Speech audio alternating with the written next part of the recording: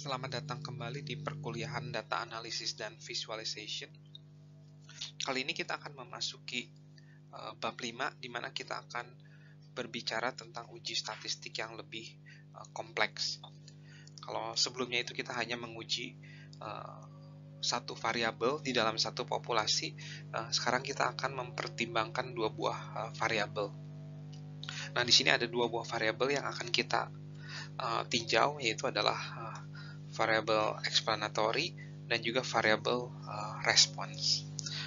Nah, di sini kita akan mempertimbangkan tiga skenario. Skenario pertama itu ketika variabel explanatory-nya itu adalah categorical, kemudian skenario di mana variabel responnya juga categorical. Nah, ini skenario pertama. Kemudian skenario kedua itu adalah variabel explanatory-nya categorical dan responnya itu kuantitatif. Dan yang ketiga, ketika variabel explanatory-nya kuantitatif dan variabel responnya juga kuantitatif. Nah, khusus untuk kasus skenario 1 dan 2, kita bagi menjadi dua lagi. Jadi, pertama-tama kita lihat dari variabel explanatory-nya. Nah, di sini kan kita variabel explanatory-nya itu categorical. Nah, jadi kita akan bagi dua kasus di mana seandainya variabel explanatory-nya itu adalah hanya terdiri dari dua kategori doang nih. Jadi kedua ini tuh hanya terdiri dari dua kategori. Nah, ini yang akan kita bahas di chapter 5, 6, dan 7. Sementara kalau di chapter selanjutnya kita akan membahas di mana variabel kategorikalnya itu terdiri dari lebih dari 3 kategori. Nah, oleh karena itu, inilah alasan kenapa chapter 5 ini membahas tentang uji statistik untuk two proportion, karena memang variabel explanatory-nya itu terdiri dari dua kategori.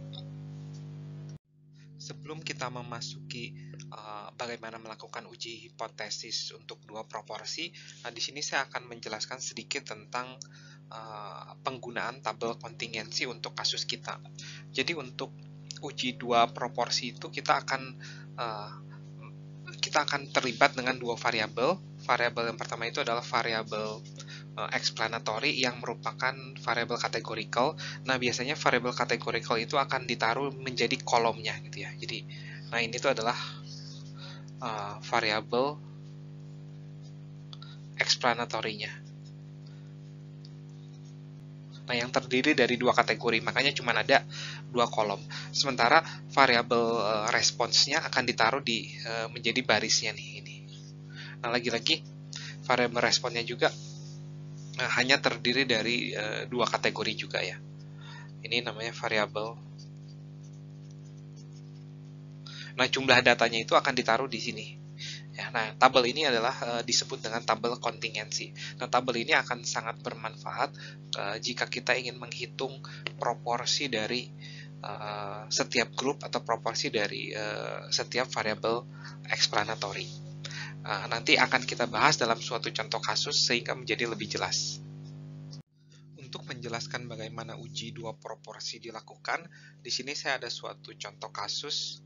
Nah, contoh kasus ini diambil dari sebuah penelitian pada tahun 2005, di mana si peneliti tersebut ingin mengetahui apakah terapi kesehatan dengan menggunakan hewan itu dapat lebih membantu untuk memulihkan pasien. Ya. Nah, untuk menjawab penelitian ini, si peneliti itu berfokus pada suatu terapi tertentu yang akan membantu memulihkan pasien yang terkena depresi ya di sini. Jadi ada 30 subjek ya yang sudah didiagnosa mengalami depresi ringan sampai dengan sedang. Nah, jadi si peneliti ini akan menyelidiki apakah terapi dengan menggunakan dolphin dengan terapi biasa, apakah peluang sembuhnya itu sama atau berbeda gitu ya. Nah, jadi kita akan melakukan uji proporsi untuk hal ini nih. Nah, jadi si peneliti berhasil mendapatkan 30 orang nih yang setuju ya, 30 subjek yang setuju untuk menjadi subjek dari penelitian ini. Nah, ke-30 orang tersebut setelah dia didiagnosa mengalami depresi, nah mereka diminta semua untuk menghentikan obat yang mereka biasa konsumsi selama 4 minggu sebelum penelitian ini dilakukan. Nah, selama penelitian dilakukan, mereka ke 30 subjek ini akan diterbangkan ke dalam suatu pulau di dekat Honduras ya. Nah, di sana mereka akan mengikuti terapi, di mana dalam salah satu kegiatan dalam terapi itu mereka harus berenang di pulau itu selama 1 jam setiap harinya. Nah, yang membedakan di antara kedua grup ya, jadi ada 2 treatment. Nah, ada 15 subjek yang akan ditaruh di dalam grup dolphin, dan ada 15 subjek yang akan ditaruh di dalam grup yang tanpa dolphin, atau kita sebut dengan suatu control group. Nah, ke 15 subjek ini tuh akan diambil secara random ya gitu. Jadi kita nggak atur gitu ya. Subjek ini nih kayaknya ringan, kita taruh di grup dolphin, itu enggak gitu ya. Jadi kita pilih setiap subjek kita masukkan ke setiap grup itu dipilih secara random, random assignment ya. Nah, yang membedakan grup 1 sama grup 2 itu mereka sama-sama dapat obat yang sama, mereka sama-sama makan makanan yang sama, mereka sama-sama berenang. Nah, cuman bedanya grup 1 itu berenangnya dengan dolphin, grup 2 itu berenangnya tuh nggak dengan dolphin, itu aja bedanya. Nah, dari 15 orang yang di grup 1 ya, ternyata ada 10 orang mengalami improvement. Nah, sementara dari 15 orang yang di grup 2 hanya ada 3 orang yang mengalami improvement.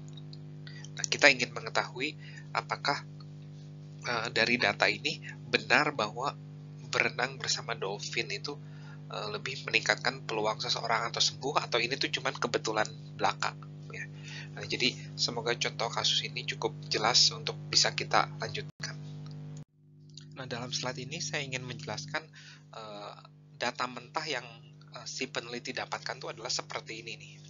Nah, jadi dari setiap unit observasi penelitian ini, yaitu si 30 orang yang terkena depresi ini, itu kita selalu catat nih, Jadi misalkan subjek pertama nih, kita pengen tahu nih dia tuh ada di grup mana ya, grup dolphin atau grup kontrol gitu ya. Jadi misalkan dia ada di grup dolphin gitu ya, kita catat gitu.